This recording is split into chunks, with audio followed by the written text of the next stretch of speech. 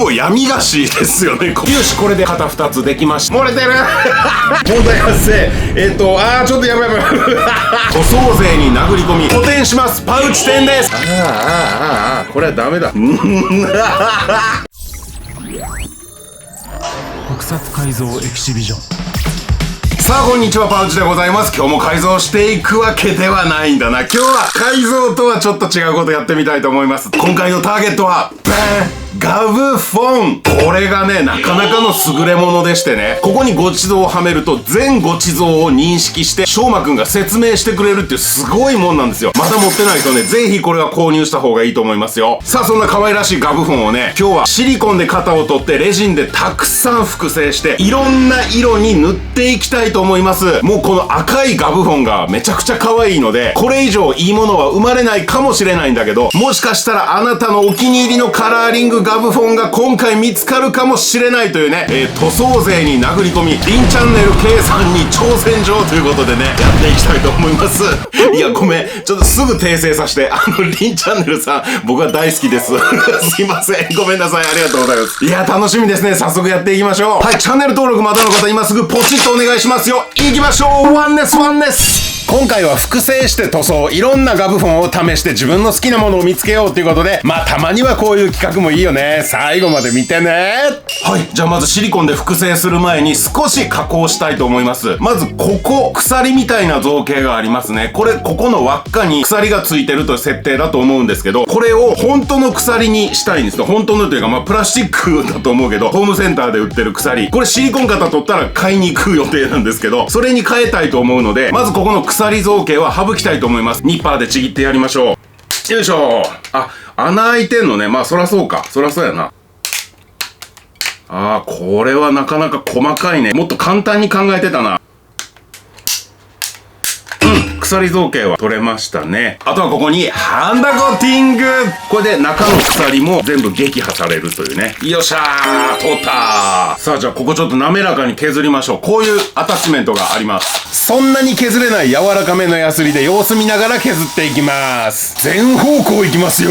よし、これでちょっと滑らかになったので、今度はここの隙間にグルーガン流し込んでちょっと固めてみます。両輪ともに埋められたらデザインナイフで切り出していきましょう。やっぱモリッとしちゃってるからね、そこを削り落としてできるだけ滑らかにしていこう。これでちょっとどこまで映ってるかわからんけど、一応形はスルッとなったと思う。多分さらにまたこれで磨いておきましょう。どうも編集中のパウチ、ヘンパウです。いやー嬉しいことが1個決まったんですよ。来年3月個展します。パウチ展です。3月7、8、金土、都内にありますターナーギャラリーさんというところでさせていただきます。今年3月にやったパウチ展っていうのはクリエイター友達3人でやったグループ展なんですね。でも今回は作るって楽しいを広めていきたい私パウチの記念すべき初めての個展。いやーワクワクしますね。嬉しいですね。で内容についてはまだ想像してる段階なのでぼやーんとしてるから、決まったものから順番にこれから発表していきたいと思います。とりあえずワンネスたちはね、3月7、8、金土開けといてほしい。随時更新されていく情報を見逃さずにみんなで盛り上げていきたい。忙しくなるぞー。さあ次はね、ここの絶縁シートが入ってた穴とスピーカー穴、これを油粘土、簡単に塞いでいきたいと思います。これはもうちょっと手に取って、この隙間にビチャーっとやって、これだけで埋まるので中にシリコンがドボドボ入っていかないようにっていう、それだけです。はい、こんな感じで埋まりました。さあいよいよシリコンですよ。さあここからシリコンの型なんですけども、今回はタッパーを使ってみたいと思います。うまくいくかはわかりません。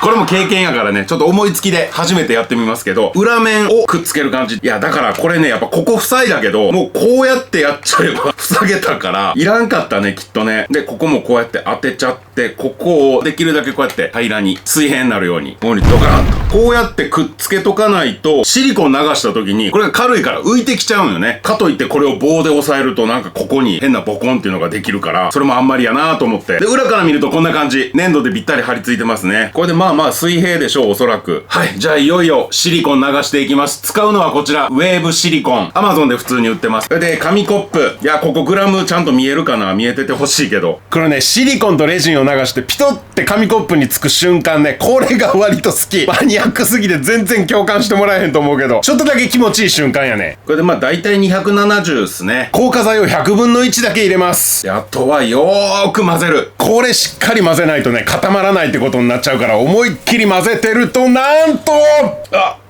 やば、そこに穴開いた。やば、そこに穴開いた。穴やば。でももういいか。問題発生。ちょっとやばい。どうしよう。もう、でも、ごめんね。ちょっとね、順番にやっていきたかったけど、緊急事態なんで、このままシリコン流します。どうしよう。この場合もうそこからこういった方がいい。すげえシュールな映像。何これ。どうしたらいいの。漏れてる。シリコン漏れてるよ。漏れてる。いや、もうこのまま行くしかないわ。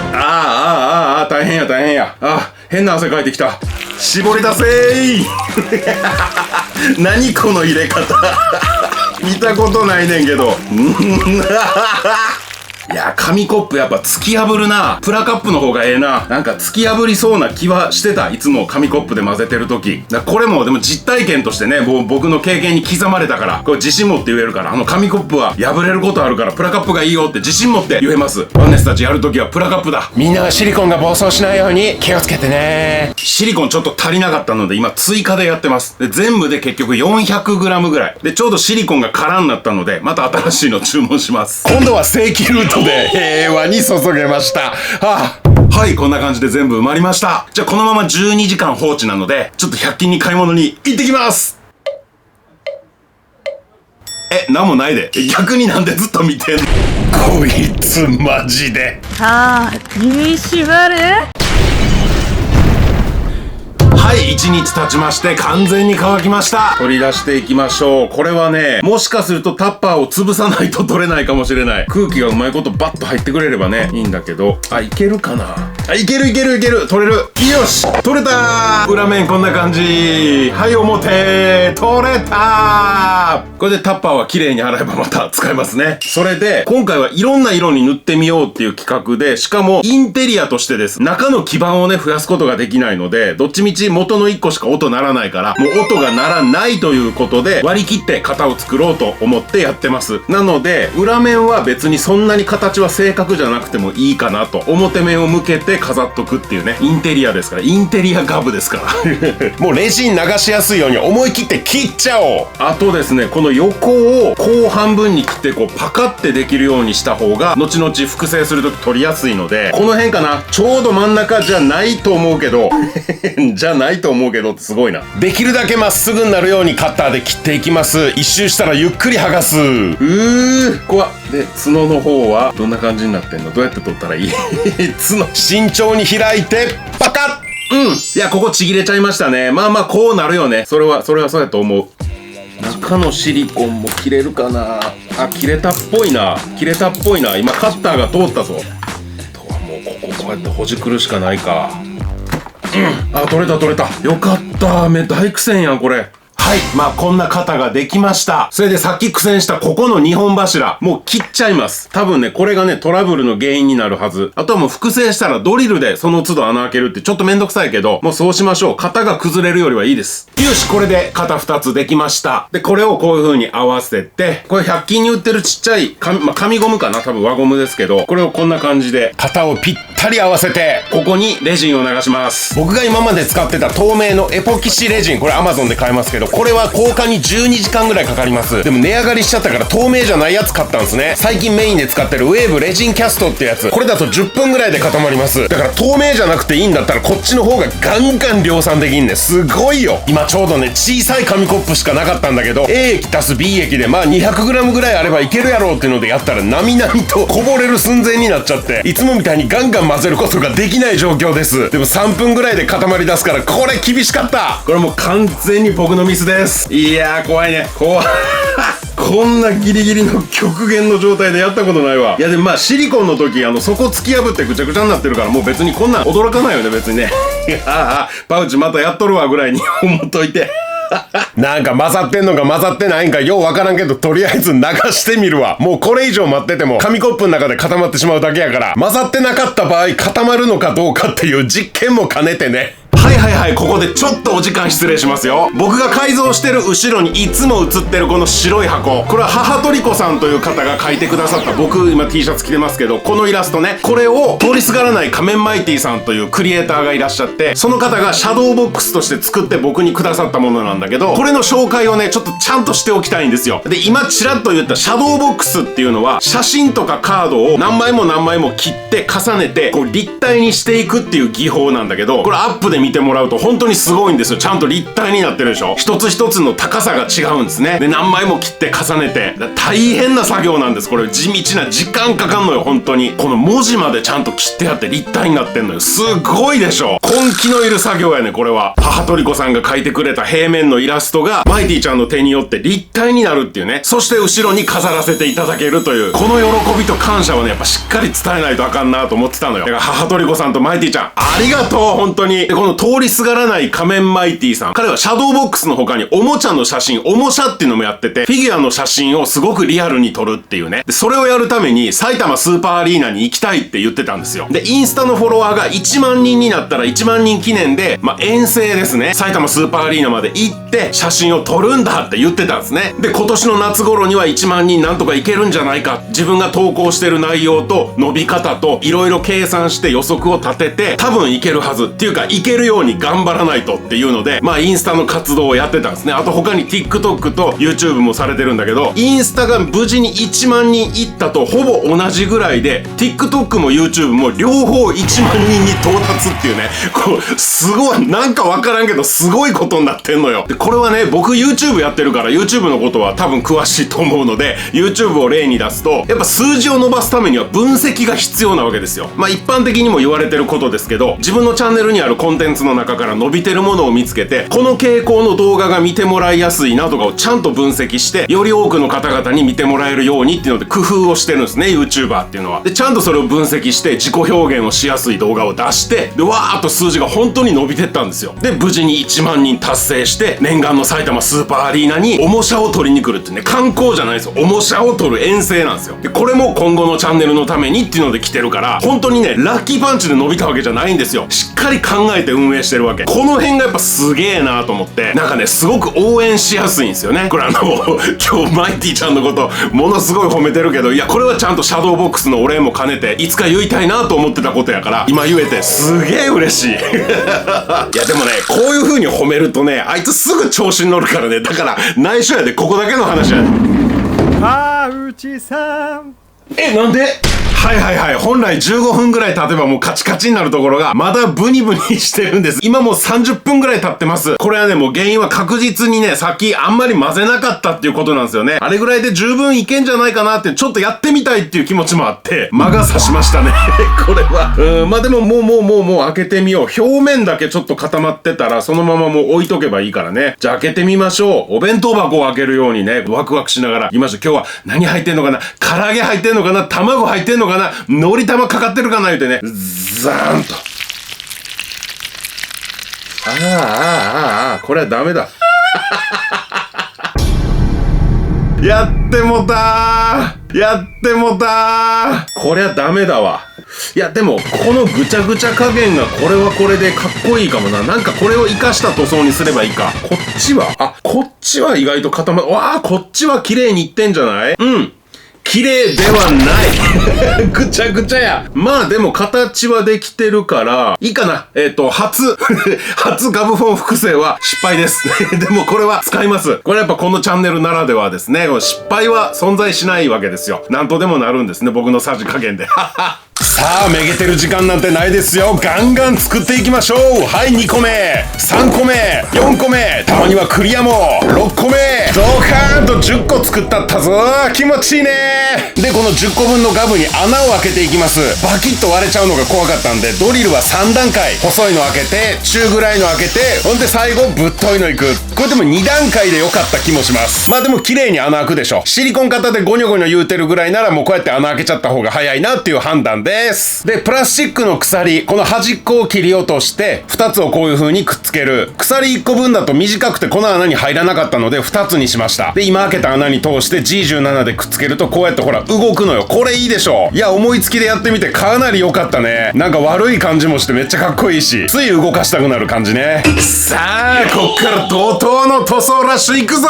まず元々のガブフォンを分解して下地にスターブライトシルバーを拭いて上からクリアレッドでオーソドックスなキャンディー塗装。特にアレンジなしですね。劇中のガブフォンもいいけどこうやってメタリック塗装、特にキャンディー塗装をしっかりするとね、こうやってギラギラしてくれますから、これは愛着湧くでしょ。綺麗。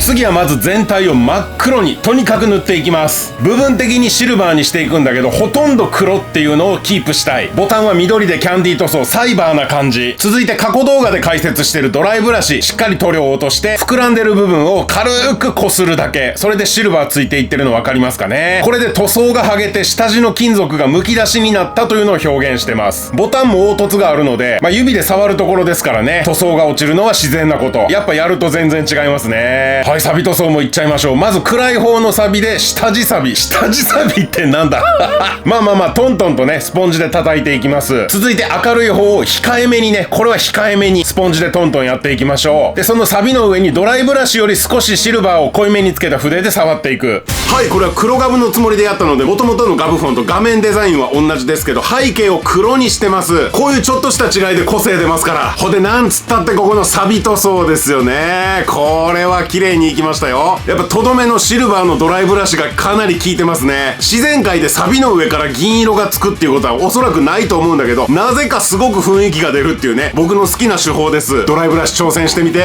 今度はクリアのガブフォンを使って全体にクリアブラックを拭いていきます。で、100均で売ってるような安いアルコールティッシュ、安いやつじゃないとダメなのよ。これ引っ張ったらグイーンって伸びるやつ、これ上等なやつだと伸びないんよね。で、ゆっくり引っ張っていくと網目が広がるんだけど、こうやってブチっていっちゃう時もあるから、これ気をつけてね。で、いい感じに網目をこうやって広げて、ニュアンスやけどこんなもんかな。そしたらこれでガブフォンを覆います。こんな感じ。何かわからんね。気持ち悪いね。で、ここにスターブライトゴールドをふわーっと拭いてみるんだけど、まんべんなくやっちゃうとこんな感じ。全然雰囲気出てないね。だからもう一回ティッシュかぶせて、これは同じ位置じゃなくても大丈夫です。一回全部剥がしちゃっても OK。今度は3箇所か4箇所だけ集中的にブワーってやります。そうすると、ほーら、こんな感じ。めっちゃ綺麗でしょ。これね、いわゆる大理石塗装つって、有名な手法です。白地に灰色とかね、ピンク地に赤とかでも綺麗そうやけどね。いろいろやってみて。これは闇菓子イメージというか、もうほぼ闇菓子ですよね。ここのモニターも特にないし。だから今の手法を用いれば、例えば100均のクリアの箱、何かを入れるディスプレイケースとかかな。そういうのが多分あると思うんで確認してないんだけど、そういうのがあれば、ワンネスたちも闇菓子作れるわけですよ。でもここがね、なかなかやっぱ難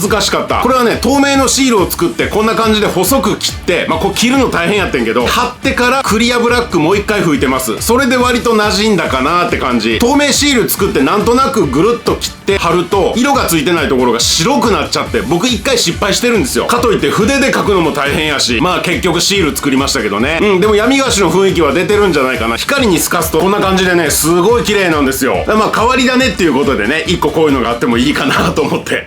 お次はまず全体をシルバーに塗っていきましょう。忙しいね。そしてこの細い線をクリアレッドで、ほらもう線のこの進み方見てわかるでしょ。あの音聞こえてくるね。もう何作ってるかわかる？赤い線に触れないように大部分を黒くしていきます。これではみ出た赤も消えていくからね。修正も兼ねてます。ちょっと細かいけどここも互い違いに塗っていきます。はい、口の中のはみ出た赤をシルバーで修正。バスキングしないからね、これ大事。ここも一本一本シルバーで修正していこう。はい、ファイズガブフォンとでも言うのかな、わからないけど、名前は好きに呼んでね。ファイズの配色、うまいことガブフォンに落とし込めたんじゃないかなと思います。シールもね、ネクストファイズじゃなくてやっぱファイズにしたかった。僕はね、同じ黒系でも全然印象が変わりますね。もちろんここはファイズの複眼意識です。で、一応ここが目なんだなというところにも複眼のイメージつけておきました。これは好きな人多いんじゃないかな。はい、来ました。工業機械系のイエロー。僕が一番やりたかったやつ。部分的にシルバーと黒を足していきます。この縞模様もエアブラシで頑張ったんですけど、これ絶対マジックの方が早い。虎のキャラクターみたいですごい可愛いね。で、黒ガブの時と同じでドライブラシを全体に、サビ塗装も同じ感じ。暗い色から明るい色。トントントントン。そしてこれはバーナーで焼きます。この黄色いガブフォンが炙られるのと同時に、エアブラシの後ろのフィルターもどんどん焼かれていくというね。いや、これはもうすぐ交換しました。続いてライン来年3月展示会でお世話になるターナー色彩さんのアイアンペイントですね。ブロンズの上に青竹色っていうのをトントンやっていきます。いやすごい楽しかったね。青サビ塗装いいね。さあ来ましたよ、僕の大好きな工業系の黄色ね。ボロボロにしてみました。でこの画面のこの辺よく見てもらうとひびが入ってますね。これは、いつも写真用紙に印刷してるんですけど、その写真用紙をカッターでひびの形に切りました。ペンで描いたわけじゃないので、こうやってやるとひびのところ少し奥行き高さがあるでしょ。立体なんですよ。ちゃんと立体なの。茶サビと青サビが同居するってことは自然界にあんまりないと思うんだけど、これ昔作ったライドウォッチ、この青サビ部分のオマージュですね誰もわからんオマージュを自分でやって楽しむというね、これも自作の楽しみです。こういうねボロボロ工業機械系がちょっとずつ増えていくっていうのがねいいんですよ。すごくロマンなんですよ。これももちろん来年3月の展示会に持ってくから、みんな実際手に取ってこうやって、おお日々、おお奥行きある、おおすげえって言うてねはい、そして塗装工程省きますけど、これブルーから青緑のメタリックのグラデーションですね。この辺が境目になってます。このディスプレイのデザインはギーツのスパイダーフォン。なんで青でギーツなんかなって自分でもよくわからんけど、なんとなくそんなイメージでね。でこれは青系とシルバーに留めて色合いを割と統一させました。そんなに毎回派手にしなくても綺麗だよっていうのを伝えたくて、で赤青黄色ときて、あれ緑色やってないなと思ったので、今一番好きな緑色のライダーサイクロン意識して作りました。もちろんスタッグフォンですね。デザインはちょっといじってます。これはダブルドライバーを意識した赤ですね。やっぱサイクロンのメタリックライトグリーン綺麗なんですよ。これでカラフル4つ並べるとこんな感じ。いいですね。映えるね。紫とか紺色とかいうリクエストもいただいてたんだけど、今回は見送らせてもらいました。これで雰囲気伝わるかなーって感じでね。そして最初に作ったこのブニブニなやつ、まだブニブニですこの辺もすごいのよ。でもこれブニブニっていうのはちょっと実は生きてるんじゃないかなっていうニュアンスも含むなーって思ったの。だからこれは後ほど僕の趣味枠でね、緑化でもして展示会に置いとこうかなと思います。気持ち悪いよね。グロいよね生命力を感じるから、やっぱり緑化にちょうどいいんじゃないかなと思って。緑化っていうのは芽吹き、やっぱ生命力の象徴なんですよ。これも楽しみ。そして無塗装のものも3つ残ってるので、これもなんか思いつき次第やりたいなと思ってます。また楽しみが増えました。